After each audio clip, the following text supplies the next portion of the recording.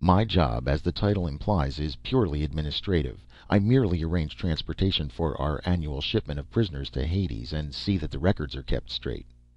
"But whom would they contact in the event of an escape?" The administrator pursed his lips in impatience.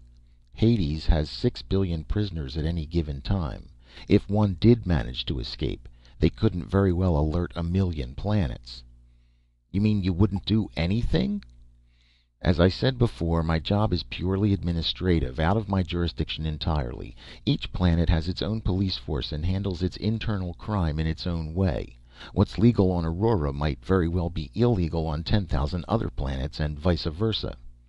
"I see. Thank you." Jenner cut the connection slowly. He flicked the switch open again, hesitated, and then closed it. He walked out to where his gyro car was parked, and in a few minutes set it down on the roof of T's hotel. T was just entering the lobby as Jenner came in, and they went up to his room together. "I'll come right to the point, T," he said as soon as the door had closed. "I just talked to the local prison administrator for Hades." He looked closely at T. "What's that got to do with me?" asked T belligerently. "Wait until I finish," said Jenner curtly. "I hired you to test hop our new ship because you were the best pilot available. I'm not interested in your past, but most of the company's resources are sunk in that ship. If something goes wrong because the test pilot is disturbed or nervous, the company will be bankrupt. I'm not saying you're an escaped prisoner, but if you were, you'd have nothing to worry about." "What do you mean?"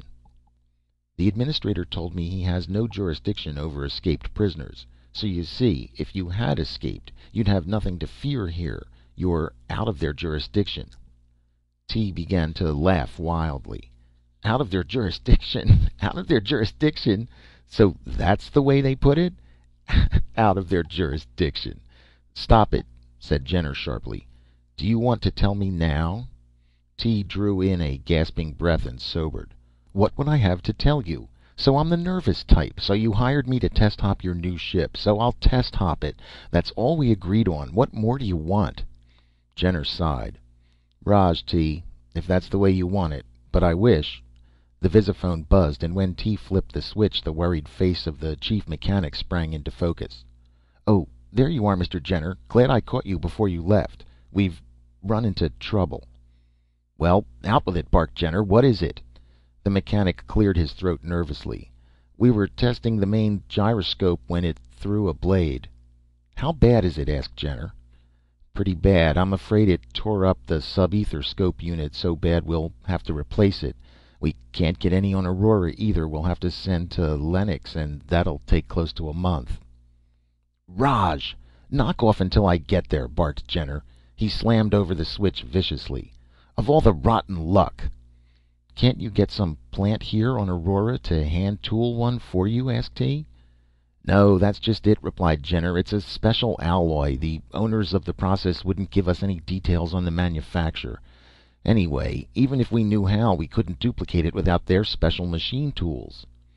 "Does that mean—" "I'm afraid so. The ship won't be ready for a month now." "A month? I can't wait a month." "You can't wait a month? We've got 4 million tied up in that ship, and you tell me you can't wait a month?" "Look, Mr. Jenner, I'll test it without the unit." "That's impossible. The ship would vibrate into 1 billion pieces as soon as it went into subspace. No, we'll just have to wait." "I can't wait," cried T. "You'll have to get another pilot." "Just a minute. You can't walk out on your contract. If it's a matter of credits—" T shook his head. "That's not it at all. I just can't stay that long." Jenner looked at him angrily. "Well, your contract isn't up till the end of the week anyway. We'll see what we can do about a replacement then." After Jenner had left, T sat smoking in the darkness. He placed his elbow on the couch arm and cupped his chin in his palm. Then restlessly he snuffed out his cigarette and rubbed his hands together. They felt moist and clammy. He jerked nervously as a click sounded out in the hall.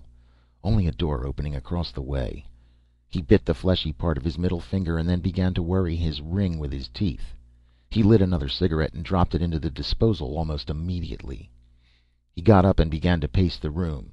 6 steps forward, turn, 6 steps back, turn, 6 steps forward, or was it 5 this time? The walls seemed to be closing in, constricting. His head felt light and his tongue and palate grew dry.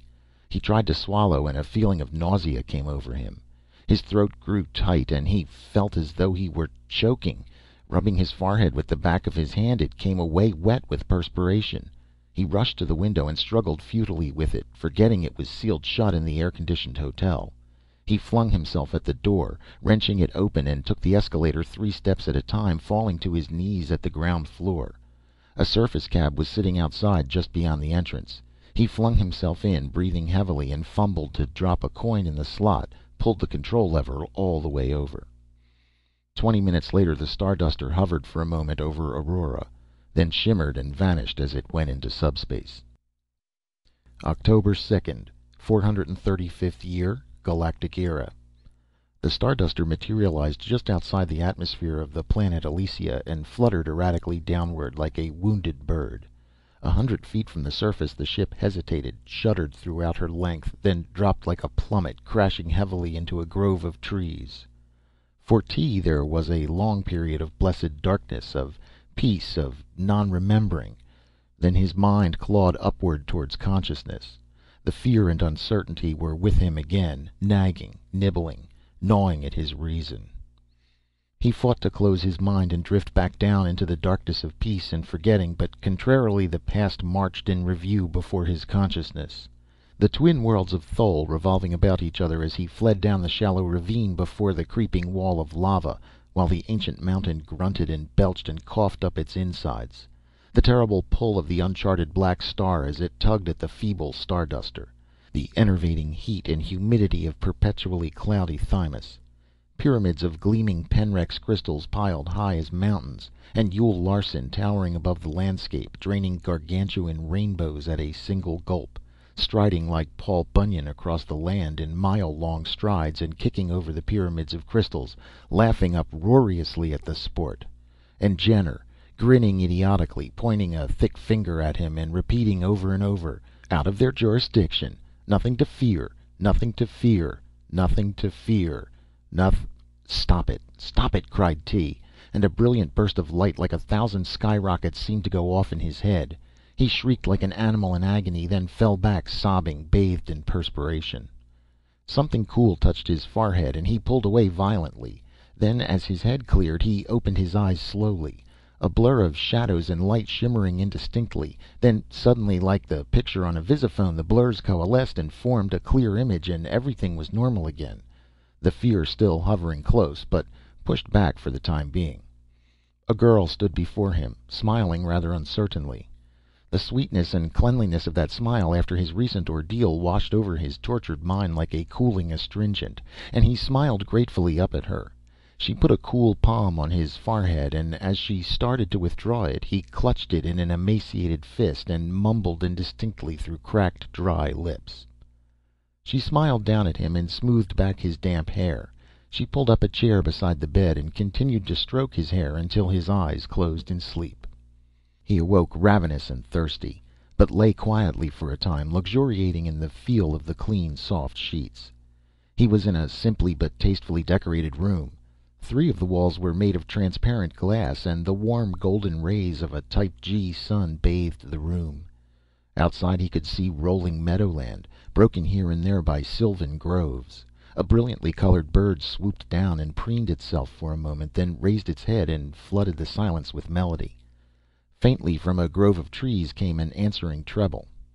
The songbird cocked its head to the side, listening, then swooped upwards on wings of flashing color. A small squirrel-like creature bounded nervously up to the transparent wall and sat on its haunches, surveying the room with bright, beady eyes. As T's ears attuned themselves, he was suddenly aware of chirpings, trebles, clear-pitched whistles, and from somewhere in the depths of the grove a deep-pitched garumph, garumph. A chubby little man with a round face and alert, twinkling eyes entered the room. He seemed to radiate happiness and contentment. "Well, I see the patient's finally come around," he said cheerfully. "What happened?" asked T. "Your ship crashed just beyond that grove." T clutched at him. "The ship? How bad is it?" "I think you were in worse shape than your ship. You must have had it under control almost to the end, though how you stayed conscious with space fever is beyond me." "Space fever? So